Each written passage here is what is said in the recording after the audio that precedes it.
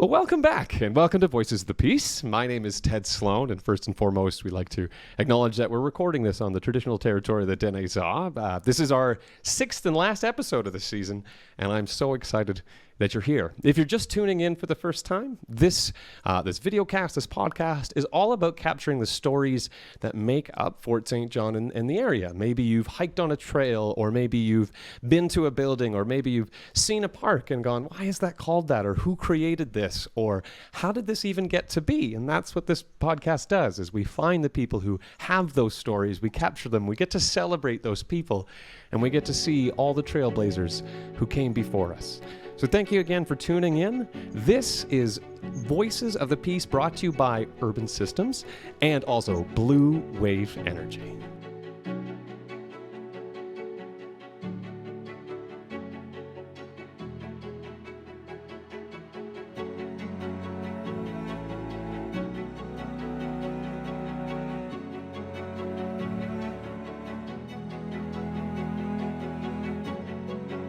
All right, my next guest, this next gentleman to join me is quite literally a trailblazer, and I'm not sure how much sleep he actually gets because he's so busy. He came to the Peace Country in the 1980s. He co-founded one of BC's most popular races. He's helped to create and clear some of the most popular hiking trails in Tumbler Ridge, and he's helped bring the world's attention to a simply wonderful pocket of BC through his work with the Tumbler Ridge Museum and the Tumbler Ridge Global Geopark. We've been talking a little bit before. He is also blazingly fast when you try and catch up with him and running behind him. So my next guest is Dr. Charles Helm, speaking to me today, all the way from, I think, Tumbler Ridge. Hello, Charles. How are you today? Great, Ted. Lovely to be with you, and thank you for this opportunity. Thanks for being on this. I'm excited to ask you some questions. I think I'm going to start with the first question because I was doing some research, saw that you came to Canada in 1986, I think, and moved to Tumblr in 1992. My question is what made you want to stay, of all places in the world, what made you want to stay in Tumbler Ridge? Yeah, so I graduated with my medical degree at the University of Cape Town in 1981, and tried a bit of traveling, realized that you need some income in order to do that. Worked a bit in South Africa in the third world areas, and then just realized Canada is beckoning, and I'd like to come here and work here for 4 months, do a locum in Saskatchewan, earn some money, and then go traveling again. And on day 2 or 3 in Canada, I met my lovely future wife, Linda. She was a X-ray tech in the hospital there. And, well, we never looked back. We got married a few years later, went back to Africa, did some work there, and then came back to Canada, working mostly in Saskatchewan and Manitoba. And then I actually had 2 of my classmates from the University of Cape Town, from my graduating class, who were working in Tumbler Ridge. And they heard I was around and said, why don't I come and join them here? And came and took a look. And as we drove into Tumbler Ridge for the first time, which was 1991, just to have a look, Linda and I looked at each other and we said, this is where we want to be, and we're going to be the ones that turn the lights out here. And that was a pretty bold proposal at the time, but it's turned out to be reasonably accurate because here we still are, 30 plus years later. Well, I'm excited because when you talk about being in Tumbler Ridge, I mean, you jumped in with both feet. Tumbler Ridge is not necessarily the biggest place ever. Is that something that you enjoyed, the smallness of it, or was it the mountains, or was it was the right place and it just felt like home? Yeah, it was the right place. I mean, for some reason, which I really don't know why, but ever since I was a kid, I dreamed of being a rural family doc, not just a family doc, but a rural family doc, sort of on the front lines, the buck stops with you. Those things just attracted me for some reason. And arriving in Tumbler Ridge, realizing in addition to that, the work potential, here I am in the mountains. At that stage, it was still pretty much unexplored country in many ways. Nowadays, we've got all the trails, and one thinks, well, Tumbler Ridge has got beautiful trails, etc. But in those days, it was true virgin wilderness. And I just saw the exploration potential. Didn't know anything about dinosaurs or UNESCO or geoparks at that point, but just the potential was so great. And, why would one want to be anywhere else? You only get an opportunity to come to a place like this once in your life if you're lucky. And it sort of fell into our laps thanks to my colleagues. Well, it's really lovely. I mean, I was raised in the Peace Country, and it is beautiful. I'm not going to say it isn't. Sometimes it's really nice having people come to the Peace Country and reminding you that where you are is just breathtaking, and that there's not many places like this. So I think, it's really also, it's really wonderful to hear it just being confirmed again and again. I do have questions about the Wolverine Nordic and Mountain Society. Did you, when you moved in, how did you join it? Did you start it? What was that like about the Wolverine Nordic and Mountain Society? Can you tell me a bit more about that? Yeah, well, at the time, there was a thing called the Wolverine Nordic Ski Association, and it was entirely focused on cross-country skiing. There was a very dedicated bunch of people track setting and creating cross-country ski opportunities in winter. And a few of us just got together and said, Tumbler Ridge is too small to have a separate hiking group and a separate mountain biking group or whatever. Why don't we just create an organization that is Tumbler Ridge's four-season, non-mechanized, non-consumptive outdoors group? And we already had the name Wolverine from the Ski Association, and that obviously was going to incorporate skiing as well. So we called it the Wolverine Nordic and Mountain Society, WNMS, WNMS. And I remember I actually was the one that became the first secretary and put in the application to become a society, a non-profit BC society. That was in 1993, so pretty soon after we got here. And then we just started having fun. There was one meeting a year, which was the AGM. Everything else happened on the trails. And in those early days, I remember one of the AGM happened in my basement here in Tumbler Ridge. It was very informal, but we got the job done. And within a couple of decades, we'd built more than 100 kilometers of hiking trails, and I think it's about 25 trails altogether, maybe 30, most of them fairly short, easily accessible for most people, and what a pleasure. Well, what is it? I'm curious. I've been on some of those trails, and I know how much I appreciate it.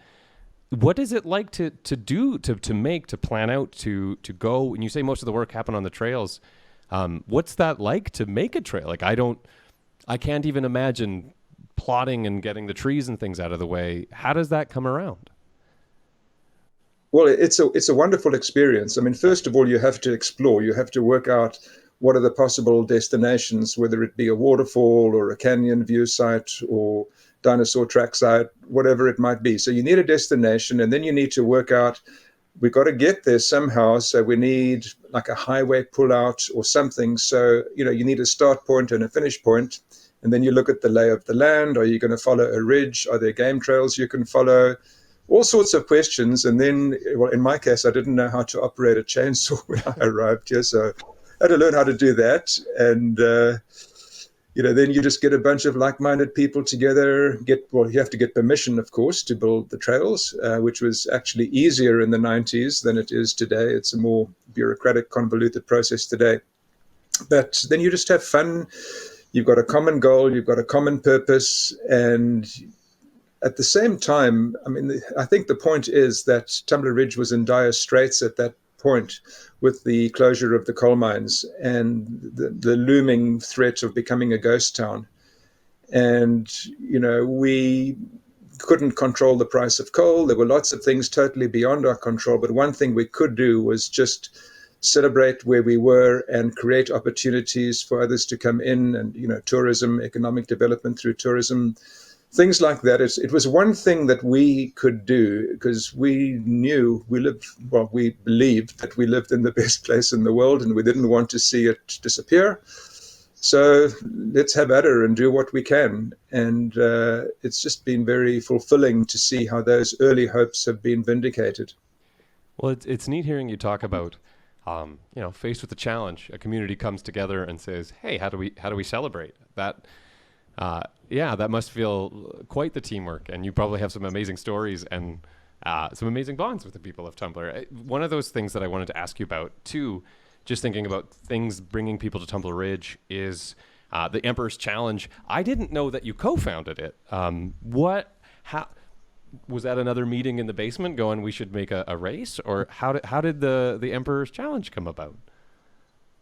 Well, we had a locum doctor here, Dr. Nigel Matthews, who is a great explorer, a great traveler, and he fell in love with Tumbler Ridge. He's kept on coming back, every year for the longest time. He's just recently retired, but he just looked at that area of our hills and mountains and said, "This reminds me so much of the Lake District of England." And he knew what wonderful trails they had there. And he said, and it was actually a thing called fell running, which is in England what they call mountain running. They call it fell running. Okay. And he said, you need to organize a fell run here, just like that. He put out the challenge. And we said, yeah, that's a good idea. Just like you said, Ted, sometimes it's someone from out of town that needs to come in and point these things out to you. You don't realize these things yourself. And we looked at it and said, wow, that looks like a pretty amazing run we can put on there. And we had a few false starts. We made it too difficult. It went over 5 mountains, which was just, of course, never going to work because it was going to be too tough. Because what we wanted to do was just create, it's a half marathon distance, just over 20 Ks. But it's still doable by anybody really that's moderately fit, that can train and can finish in 5 hours, I think the cutoff is. So we wanted to create something special for people from all over the world, really, but especially for people in the Peace region. Not something that's only going to be within the reach of the elite athlete. And, we have elite athletes who do it and do extremely well, and they're record setters, and they're on the Canadian mountain running team, etc. But the bulk of the participants are out there to get the bronze medal, not the gold or the silver medal, and just to finish the thing. And it does just happen to be in some of the most splendid, amazing mountain scenery in the world. We call it the toughest and most beautiful half marathon in the world. But again, that started, I think, in 1999, which was precisely when Tumbler Ridge was undergoing its economic woes, and no one knew if we were going to survive or not. And here was something else which we could do. I think the first year, I think there were 32 entries or something like that. And every year it just got a bit busier and busier. And before we knew it, it was 1,000 people. It was the biggest off-road run in British Columbia. And we were having to set a cap, because if we didn't set a cap, heaven knows how many, the mountain can only take so many people. And so that was, it was just so... Sorry, I was going to say, just so wonderful how people responded to the challenge and made it their business to come and do the Emperor's Challenge. And, what I love is also the number that come back every year. And, we've had 21 or 22 of them now. We lost a few years because of COVID. But many of them have, when you've done 10, you get a special award. And when you've done 5, you get special award. And the numbers that have done 5 and 10 are pretty amazing. Well, I was going to ask, during the race, do you pointed out how people go and you've designed it for lots, because I know that a lot of my friends who have done it, you're right, it isn't how fast you do it. It's the pride that they have when they come back and they go, I did it. I did the Emperor's Challenge. Just that feeling of amazingness is there. Do you get, during the race itself, do you get a chance just to sit, you and your team that helped create it, and go, this is really cool, I get to experience it? Or on the day, are you very busy being like, okay, that has to go there? What is it like when you are actually in it? No, we're very busy on the day, but, I've run every single one. So the sign of a well-organized race is if you can actually do the race yourself, that you're not running around during the race organizing other people. And so once that starting gun goes off, all the organizational hassles, they'll happen again when you finish your run for those. And I'm getting slower as well over time. So now it's just time to kick back and run a thing and talk to people and have fun and see how they're enjoying themselves. And so the run itself, for me personally, that's the time one relaxes. It's funny. Well, Yeah, I've when you were mentioning the cap, each year I sit by my computer and I go, "This is the year I'm going to do it," and then every year the cap is in before I can hit go, which actually just makes me very happy because it means that you're right. People are either getting a chance to return to it, or new people are getting to do it. So congratulations on that. Is it? Are you guys planning already? I guess planning probably has already happened for this year's. Good luck, I guess, with this year's race. I hope it goes well. Yeah, no, thanks. And, it was very frustrating losing a few years because of COVID. Obviously, we wanted to put it on every year, but we couldn't. And there's a new organizing committee now that I believe is doing great work. So, geez, before we know it, early August is going to be here and we're going to be on the mountain. Yeah.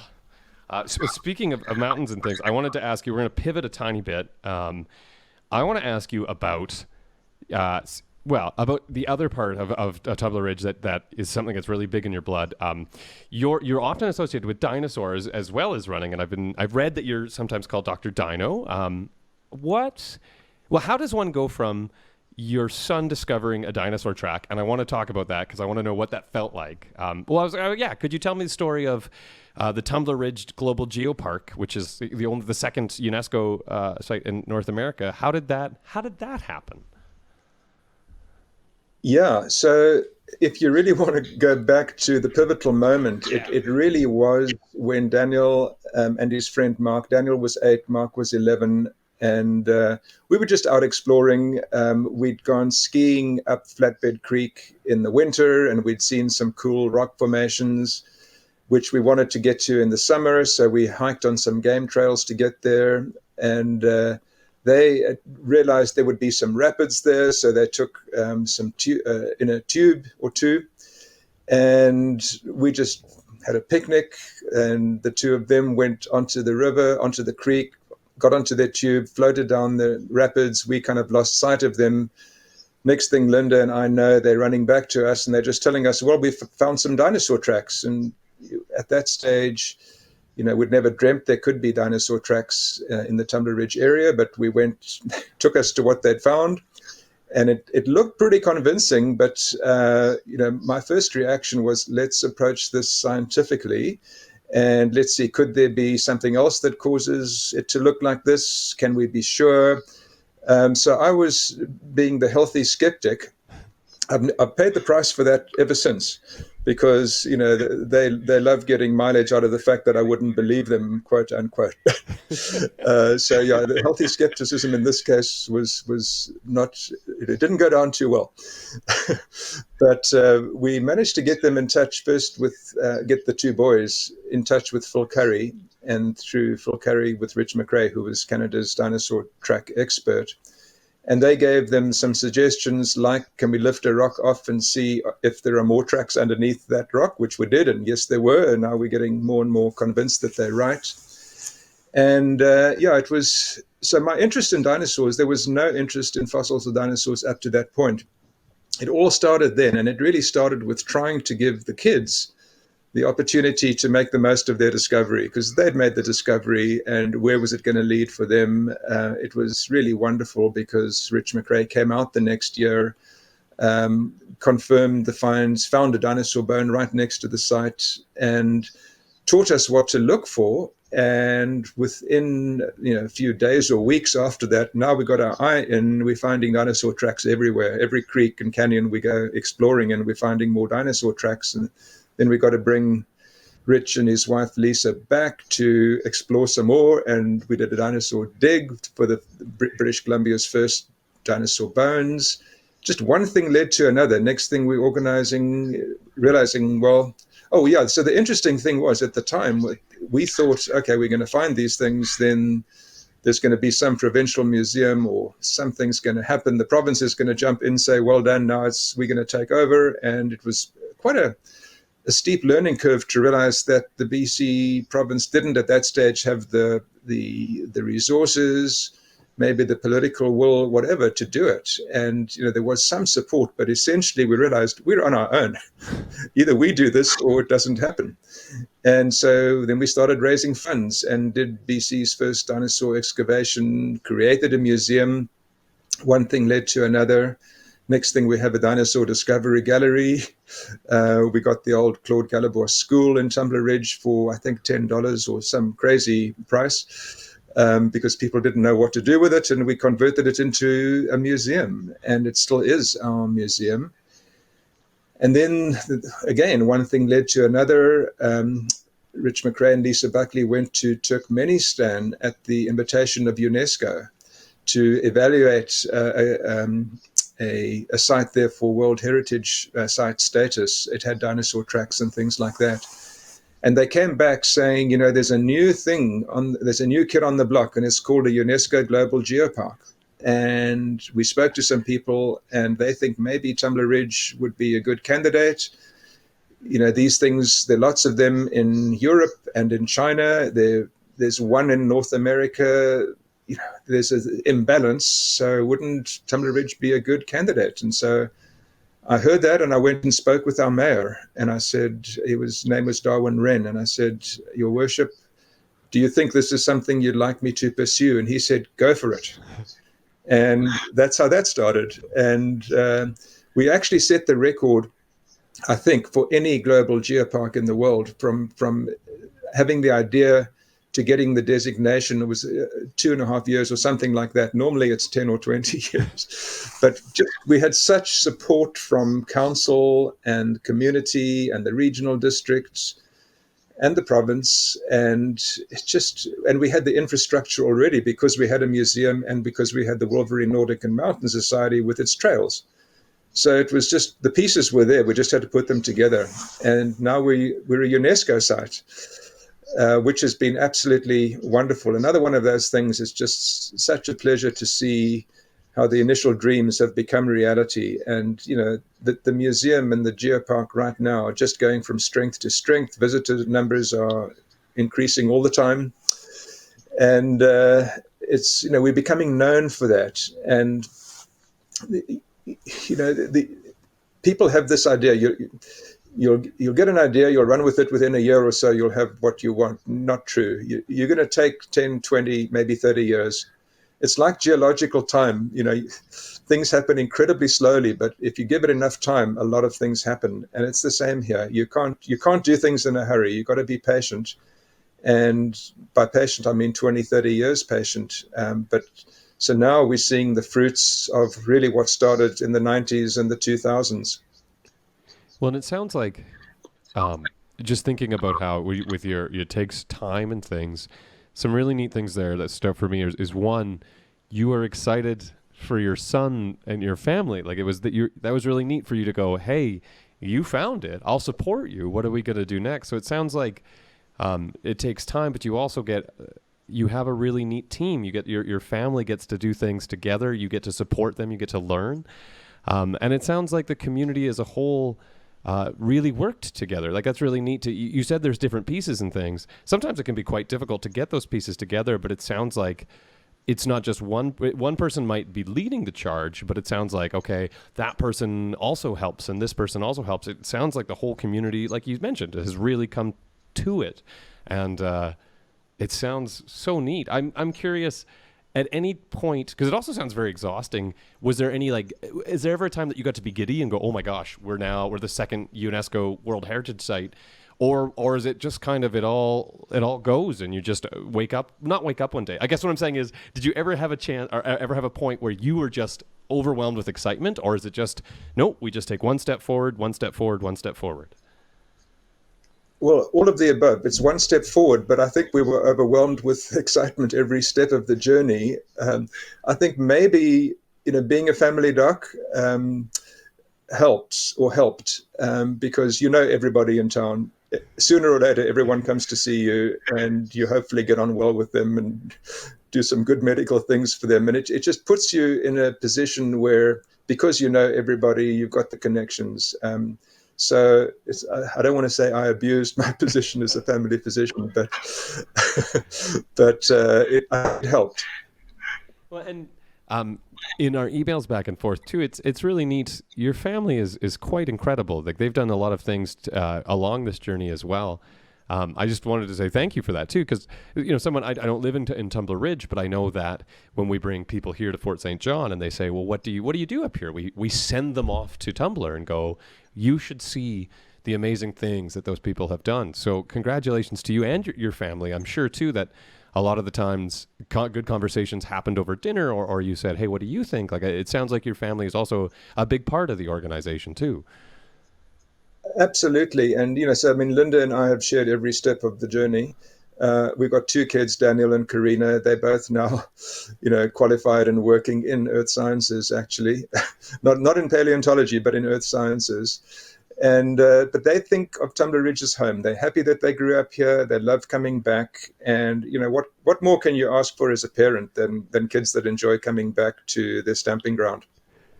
Very true. That is neat. Okay, speaking of family, like I know that I've looked up to you and that people have looked up to you both medically and also as an organizer.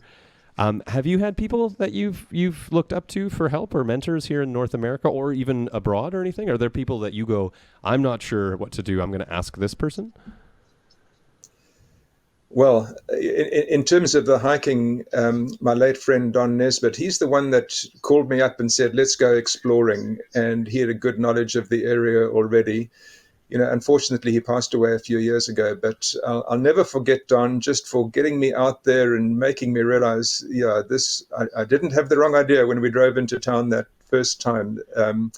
Tumbler Ridge is very special, and here are all these lovely places we can go to. And then in terms of organization, the first or the second president of the Wolverine Nordic and Mountain Society, Al Tattersall, my goodness, he was just such a go-getter. And we just left everything to him for organization in the beginning. And then finally he left to go sailing around the world. And this is sort of mid-90s. And I realized, oh my goodness, it's going to fall on my shoulders and shoulders of a few others. We can't depend on Al forever.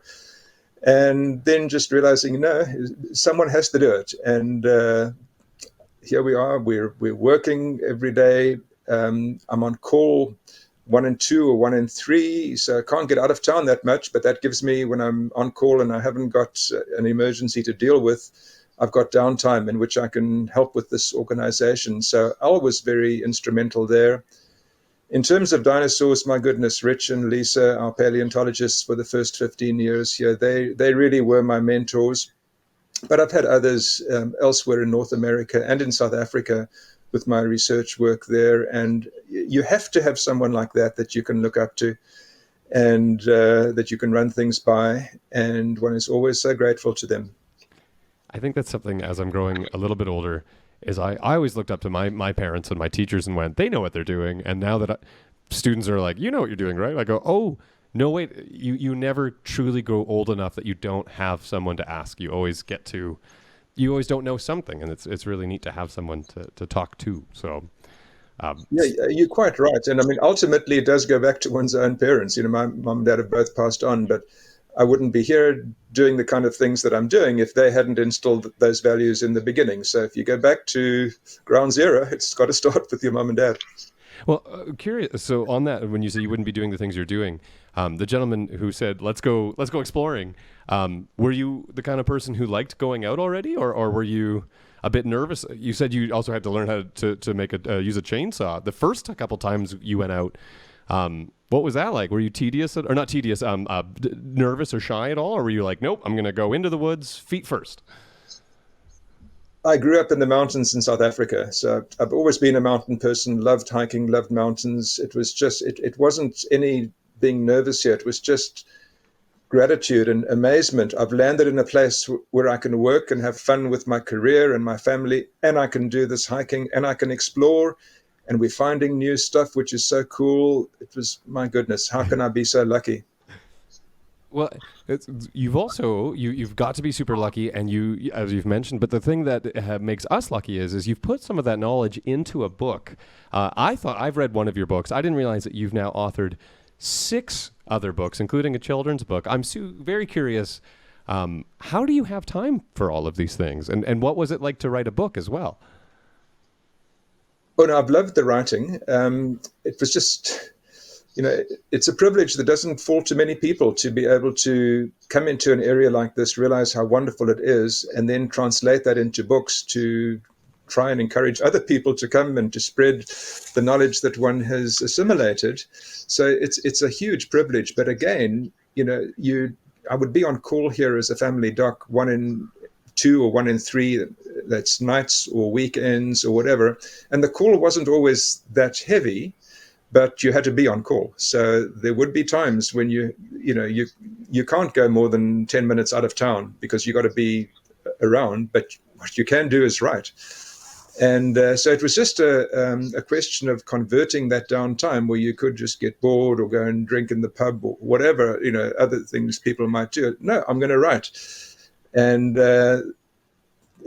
I couldn't believe it. After a year, I brought a little tiny book out, and within a year, it was out of print. I said, well, it must be doing something right here. And then bigger books and bigger books. And look, I mean, the kids' book, which we call Daniel's Dinosaurs, it was the story of how Daniel had discovered those tracks with his friend. And for anyone that wants to go into writing, I mean, kids' books is where it's all at. I think, the other books, there were print runs of about 3,000. They're almost all out of print by now.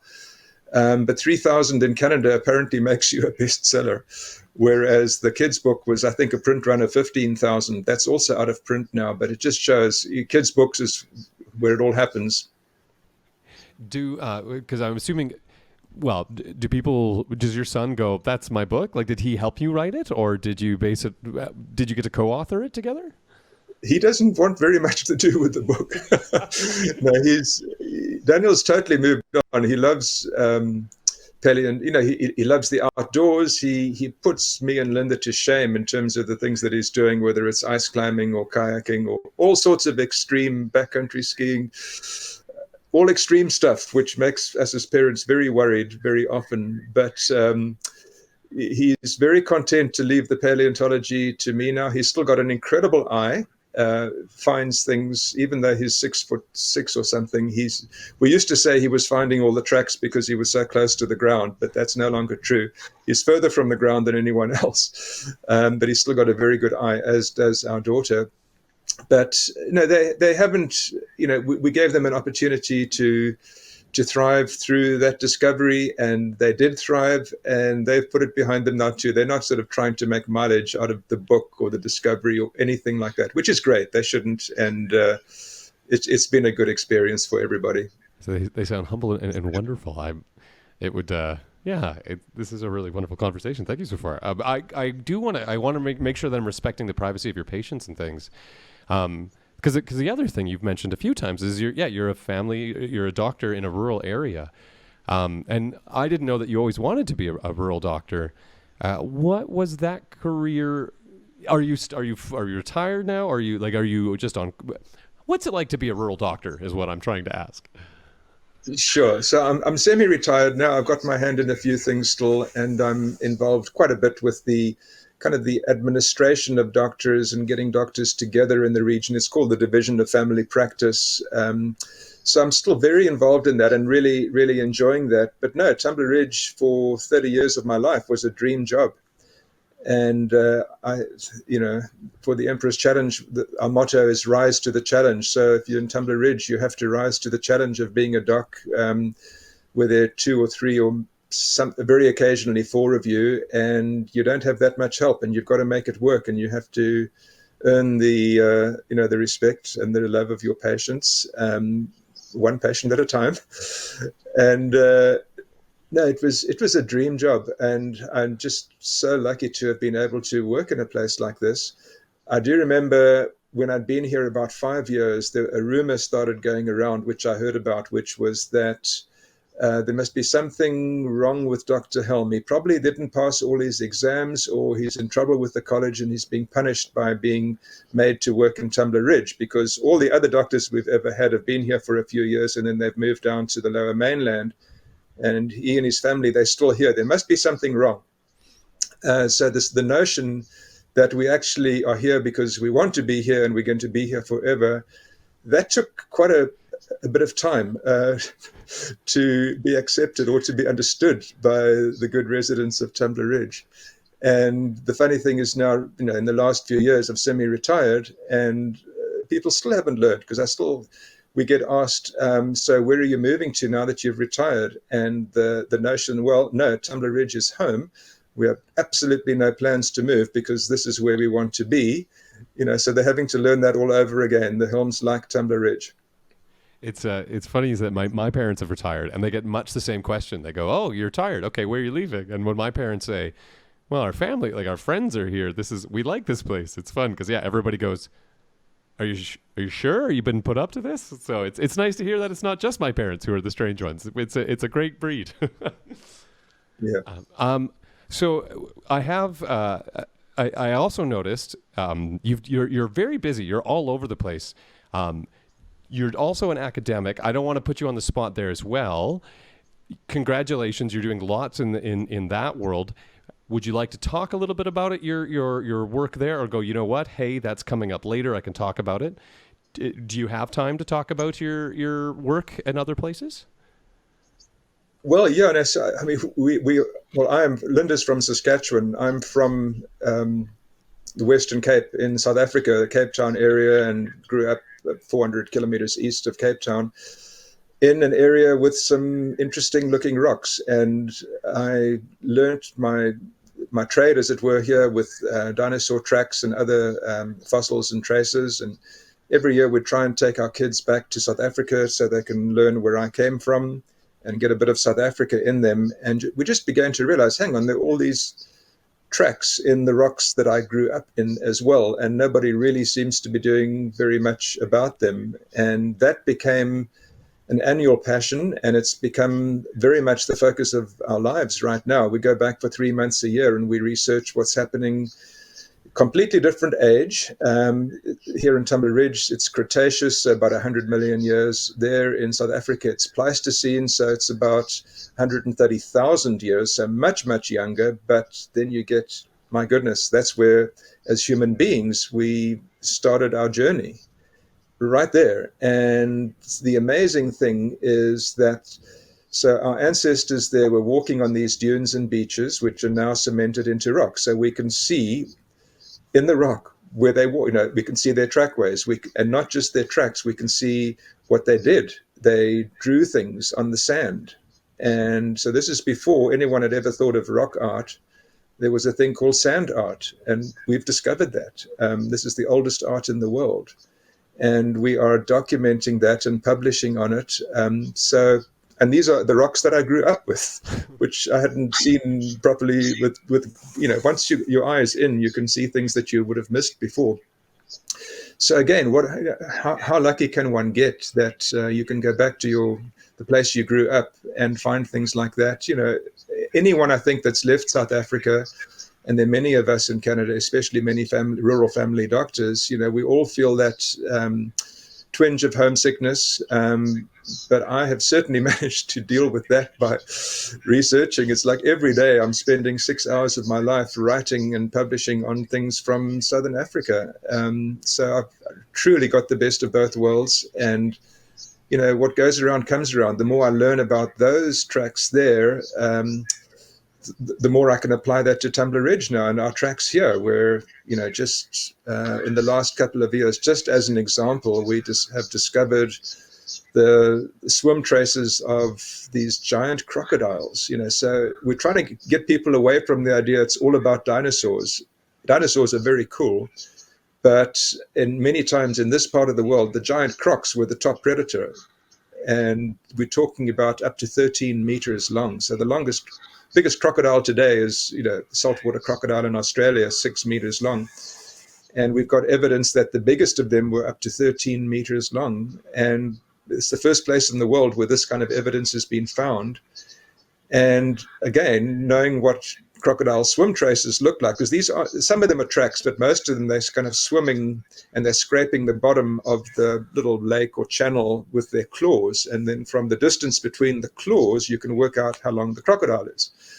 So I now know what those look like. So I go back to South Africa. Oh my goodness, we've got crocodile swim traces here too. But no one in Southern Africa knows what these look like, or in Africa knows what these look like. So they've missed them. So now we've got evidence of crocodiles in Southern Africa way further south than where they occur today, because crocs need warm temperatures and warm water, etc. And it just shows those were the ice ages, but there were these little interludes in the ice ages when it was pretty darn warm. And the Crocs made use of it and spread south at the time. And I guess they had to move back up north when the next ice age came. But yeah, things like that. And what we're busy with now, I mean, everybody loves elephants. And we've got about 35 track sites, with elephant tracks. And elephants are like whales. Everyone knows that whales can communicate over huge distances underwater. Elephants can do something similar. They rumble in their throat, and then the rumble travels down their legs into the ground, and it travels underground, and they can communicate 5 or 10 kilometers with other elephants by doing this. So that's well known. We haven't discovered that. I mean, that's well published. But what we're finding, and when they do that, they leave a trace fossil signature. We can see in the rock where they rumbled and where they communicated underground. And no one ever thought that would occur before. But that's what we're finding. We're publishing on that at the moment. So that research in South Africa has just taken, it's not an esoteric, arcane field of research. I can talk to you, I can talk to anybody in Tumbler Ridge about it and strike up a good conversation because, not that long ago, we had mammoths here where we are now. We've got a beautiful mammoth tusk in our museum here, which actually came from Taylor. So yeah, elephants are kind of common currency. You can talk to anybody about elephants and we love it. Yeah. It's kind of amazing because we would think, okay, South Africa is almost literally on the other side of the world, but we are connected in many more ways. Like it's amazing to hear you say, okay, we're linked by the method. Okay, I can use what I learned in Tumblr down in South Africa back here. But also there's a lot of links. We are closer in many ways than we really thought. And kind of cool that you can go from one place to the next and have similar conversations. It just kind of shows that no matter where you are in the world, we're more alike than we think we are. We are, and South Africa is pretty famous as the place where the coelacanth was not I'm not going to use the word discovered, but people thought that the coelacanth is this ancient type of fish that everyone thought had gone extinct 65 million years ago, along with the dinosaurs. And then in the 1930s, a recently dead coelacanth was found off the coast of South Africa, and then they found a live one. And we now know they come south from the Comoros Islands and things like that. But South Africa is globally famous as the place where coelacanths were found not to be extinct. It was called the living fossil. So every honorable South African is rightly proud of the fact that South Africa found the coelacanths. And then here in Tumbler Ridge, well, first of all, we go into the mountains. There are loads of coelacanth fossils here from the Triassic. They're about 200 million years old. So we've got lots of coelacanths. And then, believe it or not, here we discover 5 or 6 specimens, the only specimens in the world of a whole different subfamily of coelacanth, which has rewritten coelacanth history across the planet because everyone thought, they were all the same, they never changed. Here we've got this so most of them are ambush predators, the typical coelacanth. They just wait and then something comes by and they snap it.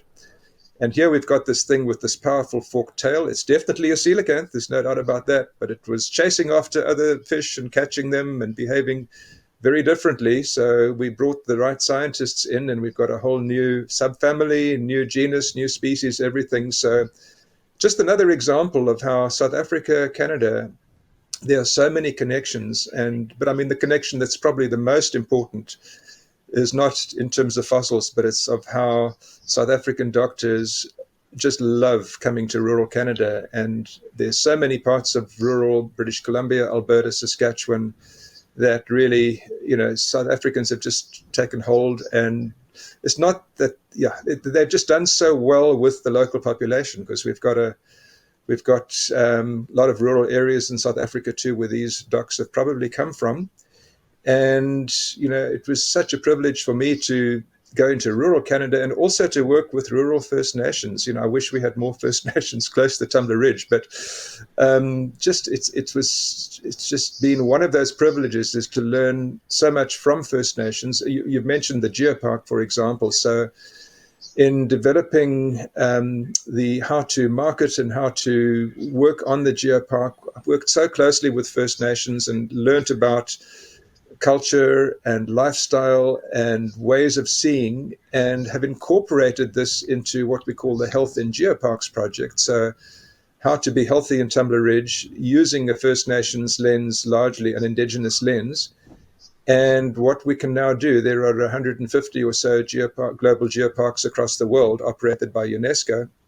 So we now go to all of those global geoparks and we say, here's how you can incorporate health into geoparks. Because, it's one thing to have a geopark. It's another thing to say, well, how do we want to live in this geopark? How do we want to relate to the land?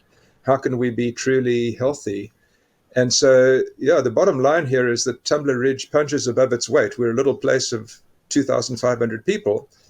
But for an example here with the Health in Geoparks project, we have the capacity to influence the entire world, in terms of how to be healthy. What luck is that? So this is really neat, because something that I was going to ask you about is, so Tumbler Ridge, this little jewel, hearing you talk about Tumbler Ridge, hearing you talk about South Africa, it's really neat because sometimes when people find treasures, they like to go, okay, this is my little part of the world. I'm not going to tell anybody. It's obvious how proud you are of the place, of the people, of the things that people are discovering. Same within South Africa. You're very excited about the work. And what's even more neat is hearing you say, we're all doing it. Look at this person, look at that. Is that a conscious effort or something that comes to you? Because you celebrate what you find and then you give it out to the world and go, this is so cool, come join it. Is that something that has always just been part of your nature, or is that something that you were like, no, someone taught me how to do that? I don't think anyone taught anyone how to do that. If it is part of one's nature, I'm grateful for it, but it just seems such a natural thing to do. But I have to disillusion you as well that, we have about 80 or 90 dinosaur track sites in the Tumbler Ridge area. We've opened 2 of them to tourists, to guided tours. And those tours go very well, but both of those sites have been vandalized. That's the point. So the great majority of people just love what we do. They love coming here. They love learning. They love being out there with the dinosaur tracks. And then there's, the 1 in 10,000 that, no, they can't do that. They have to try and take it, or take a rock saw and cut it out, or try and make a cast which messes it up and destroys the tracks. But the problem is that it just takes one. So we unfortunately, we haven't been able to open every site to tourism because you can't.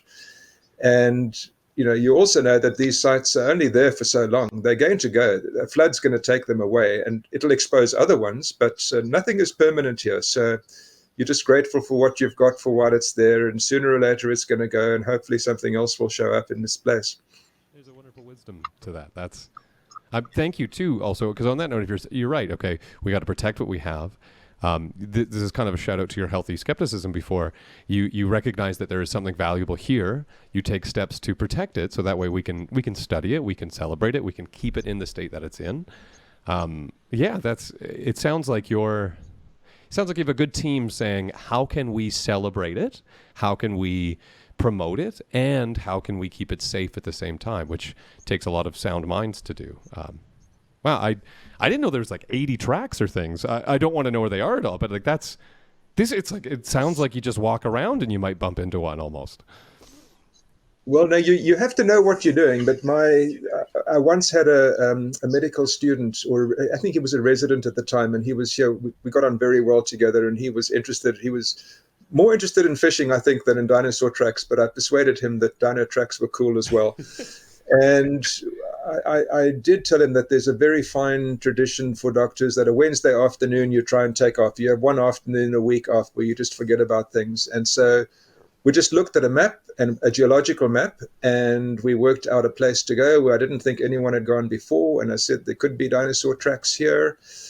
And it was an afternoon in Tumbler Ridge, and we drove a while, and we got onto our bicycles and found an old exploration road to follow, found the canyon, went up the canyon, didn't find too much, then got to the top end, and my goodness, there's this amazing dinosaur track site, which no one has ever seen before. And then he got stung by about 11 yellow jackets. That was a bad moment. and I was scared we were going to lose him. But pretty soon after that, he said he wanted to fish again, which was a good sign. But and we caught some fish, and then we came back to town about 5 hours after leaving. And I just thought, my goodness, So since then, we've published on that paper because it's got the first pterosaur tracks in British Columbia. I mean, pterosaurs are the flying reptiles. Dinosaurs were on the land. These were pterosaurs and giant birds, the biggest bird tracks ever found in North America, and a cool kind of dinosaur, all on the same track site. So we discovered that thing. We've now published on it. And we fished, and we got good exercise and cycled, and we came back, and I reported back to our paleontologists. This all happened in one afternoon. So there are so many fossil sites, for example, up in the Arctic or wherever. You've got to plan an expedition of, it's your entire summer that's going to go on doing something like this. And here in Little Tumbler Ridge, we did it on a Wednesday afternoon. Well, and this is the crazy thing is that some of these stories that you're telling me, like you got to see a dinosaur track for the first time that no one had seen before. You are working with these amazing paleontologists. You are getting to see some discoveries that are quite earth shaking. I'm curious, has there been a moment or a few moments that have just made you stop and go, "Wow, this is where I am"? Have there been those moments along the way? Well, all the time. every time you find a dinosaur track, for example, and you know that no one has seen this before. It was made 100 million years ago. It has probably been re-exposed within the last few decades or centuries, but no one's seen it before. You're the first human to see this. You're going to interpret. You're going to try and write it up, publish on it. There's a wow factor to that. How it's overwhelming, really, every time you see these things, and every time you just got to be grateful that you are kind of witnessing a miracle of preservation. Because these dinosaurs would have made, in a lifetime, hundreds of thousands of tracks, if not millions, and very few of them get preserved. And you have to have your eye in. You have to know what you're looking for, and all of a sudden, things just come together, and there it is. And that's an amazing moment. But I guess that's the moral of the story here, is that in Little Tumbler Ridge, there are so many of those amazing moments. Speaking of moments, and this question is off, and you can say, I'll think about it and get back to you. You've got some really neat perspectives. You're looking at tracks that are millions of years old. You're looking at tracks that are hundreds of thousands of years old. And then as a family doctor, you're also looking at the here and now, right now. Your perspective of time must be a little different than other people's, because you can see spans of millennia and spans of seconds. That must be an interesting, you must have an interesting look at time. Has this work made you look at history or just how time passes any differently? Well, it's a funny question, but no one's asked me that question before, so I'm thinking this out as I'm answering you. But I think that having the perspective of geological time and, as you say, millions of years, hundreds of thousands of years, knowing what's happened in Canada in recent centuries with the arrival of settlers, etc., having this respect for the Indigenous community, and as you say, living in Tumbler Ridge for 30 years, recognizing that things take time, even though 30 years is nothing in geological time, it's everything in terms of trying to build a museum and a geopark. I think the awareness of deep time actually helps one in the present, if that makes sense.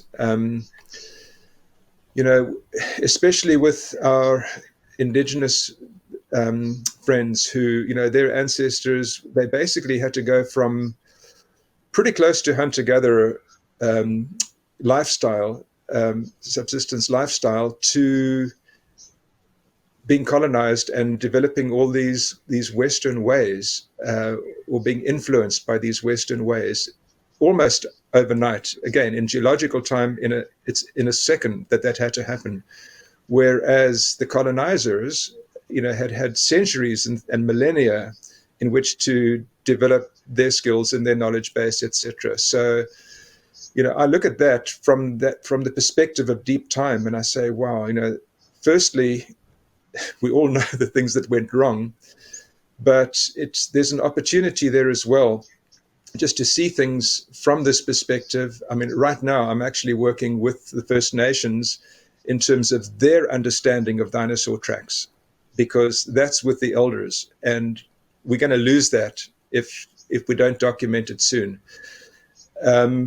But there are different ways of seeing. So, what did the indigenous populations? How did they saw? They were very smart. They knew that there were these tracks in the Peace Canyon, for example, under where the dinosaur lake is right now. They clearly knew there were tracks there of these great beasts. And you talk to them, and there was this philosophy of, well, there was a previous time when the animals were giants, etc.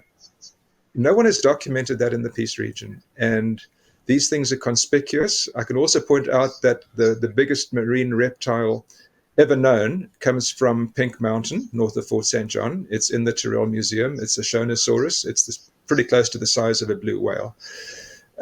So a massive marine reptile.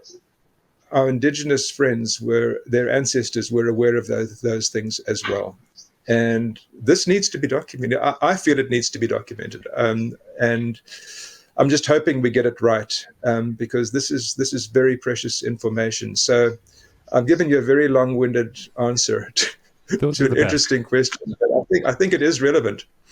Well, and it's neat to get a perspective. Sometimes, especially right now, we think about, okay, time's moving so fast. So to have someone go, hold on, let's look at this in the grand scheme of things, and make sure that, let's examine it let's have a healthy skepticism and make sure we get it right is a wise thing. So, I know that our time is getting short on this side, so I do want to say I've got a little bit of a thing here. It says you've created the province's, one of the most popular races. You've helped make Tumbler Ridge a dinosaur haven with the Tumbler Ridge Museum and the Tumbler Ridge Global Geopark. You've been an incredible doctor. You were named the Rural Family Physician of the Year in 2016. You've raised a family. My curious question is, what's next for you, Charles? What's next is more of the same, and hopefully a lot more of the same. It's none of these things you've mentioned. I mean, firstly, we're just privileged to have been part of a team that's tried to get these things right, and especially in 2000 when we had that team of just dedicated people didn't want their community to disappear. I just take my hat off to every single one of them, and not just that we had the passion, but they actually succeeded, pretty much against the odds. So no, Linda and I, we're so happy with every day when we go skiing with friends. And there's this, almost every meeting you go to these days, there's a land acknowledgement, which is wonderful. But what I think, when I'm out there and I'm just go for a ski to Flatbed Falls and I come to a waterfall or I get to the dinosaur tracks, that's really when every one of us should be doing a personal land acknowledgement with the guests here, and what a privilege it is to be here. And there's no change in course that we are setting. We're just privileged and happy to be doing what we're doing, and would love to carry on as long as our health lets us do that. I'm excited that you said that. I want to also recognize that I hope you get rest and that you get to relax, but it also sounds like part of your battery recharging is going out and doing the things you love. So thank you very much for that, and thank you for the time. Is there anything that I have missed, any people that we should recognize, or anything that you'd like to mention before we go? No, I mean, there are too many people to mention them individually. Once you start mentioning people, you offend people by leaving them out. But no, I mean, for me, it's the family is central and crucial, and just been lovely to bring up a family here. Of all the things you've said, everything's important. Museums and geoparks and hiking trails and everything, but family is crucial and family is central. That's where it all starts. So yeah.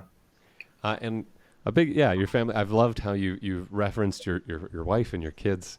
It sounds, you've got we're very lucky to have you and your family in the piece, and we're very I'm very lucky to have got to talk to you for the last hour. I do also want to say, are there the Tumbler Ridge Museum and the UNESCO, the global the site? Are there things that people can do to support the museum and things to make sure that over the next X amount of years that continues we get to have these things? Are there places that people should go or websites or things like that? Well, I mean, any support is always appreciated and valuable, but I think the most important thing people can do is just to come here and be entranced by it. Because, I'm using the museum and the geopark as hooks to attract other doctors to come and work here, and health professionals, for example. I'm saying to them, you're going to come here. It's a different place you're coming to. It's not like, every other small town in Canada. There's something very special and unique happening here. So I would just, the more people that can come here and enjoy the magic, that's really what counts. At the moment, the museum and the geopark are doing, but they're both doing reasonably well in terms of funding and so on. By all means, they've got lovely websites and all sorts of things you can do from home. But more than anything, just come here and enjoy. Well, thank you, Dr. Helm. Or Charles, you were I asked for those who are tuning in, I said, what do I call you? And you were very kind. So just call me Charles. So thank you, Charles. I've really appreciated it. If you stick around, I'll chat with you a little bit after. But thank you again. And thank you to everyone who's tuned in. This has been a wonderful season of Voices of the Peace. Thank you to our backstage team. That's Adam Rayburn and all the crew at Energetic City. They've made sure this can happen. And again, thank you to Urban Systems as well and to Blue Wave Energy. My name is Ted Sloan. It's been such a wonderful thing to be with you. We'll talk to you guys next season.